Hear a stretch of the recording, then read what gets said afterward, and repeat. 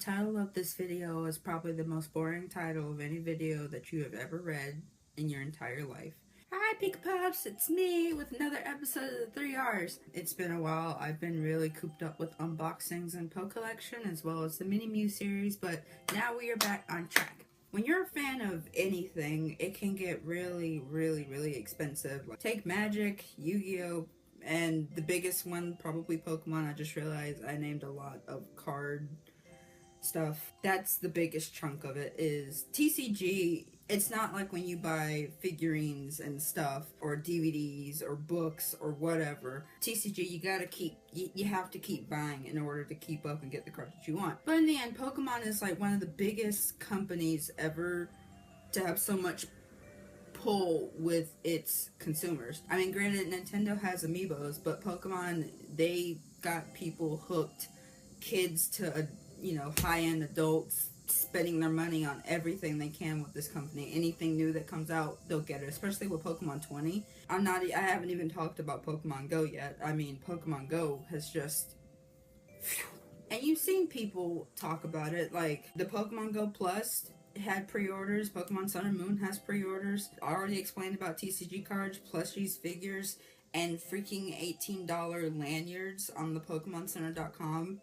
No shade. Now, I personally never seen someone go broke playing Pokemon, whether it be the card game, the video game, whatever, collectors, but it can happen very much easily, especially with younger kids who, they get a certain amount of allowance and then boom, that allowance is gone within a day. Do parents even still do allowances? I have no idea. For me, I'm working and at my job I get paid weekly, but since I'm in New York, the taxes take a huge chunk out of what my income really should be. My first check, I got paid for 2 weeks work because it was my first week, so you don't get paid the first week. I can't expect my next one to be as big as the first one, so I really gotta learn how to budget. I mean, I love Pokemon. I love spending money on Pokemon stuff because I know I'll never get tired of it. That's a fact.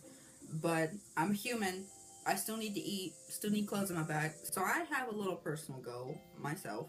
I sat down and I wrote down everything that I was going to pay for as far as Pokemon went with the next couple months. For August, we have the pre-release tournament, which me and my boyfriend are both going, so that's about $60 because it's 30 per person. And I know that's not in August, but I'm gonna go ahead and count it towards the Steam Siege budget. For the cards I'm gonna get the pre-release tournament, that's probably all the Steam Siege cards that I'm ever gonna get. And then also in August, you have the Arceus Mythical Box, which some places it varies, so I'm gonna go ahead and try to overestimate that and go about $15. Alright, so in September we have the Pikachu EX box with the EX boxes have always been 25 Victini plush. This will probably be the last Pokemon 20 plush I will buy. So I'm going to chalk that up to about, let's say 18.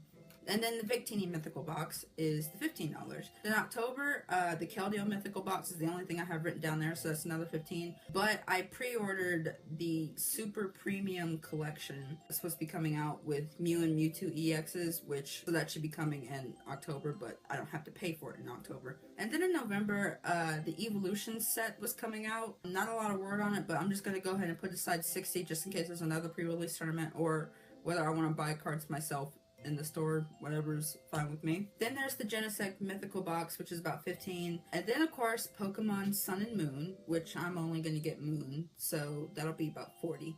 And then in December, all we have is the Meloetta Mythical Box, unless Pokemon's planning something that I have no idea about.